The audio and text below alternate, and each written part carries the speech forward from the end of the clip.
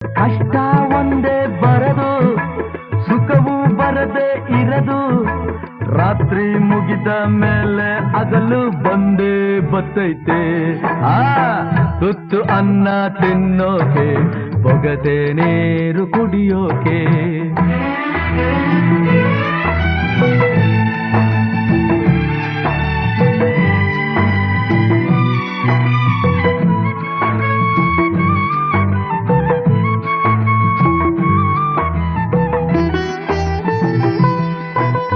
ಹರಿಯೋ ನದಿಯು ಒಂದೇ ಕಡೆ ನಿಲ್ಲೋಕ್ಕಾಗಲ್ಲ. ಹುಟ್ಟಿದ ಮನಸ್ಸ ಒಂದೇ ಊರಲ್ಲಿ ಬಾಳೋಕ್ಕಾಗಲ್ಲ.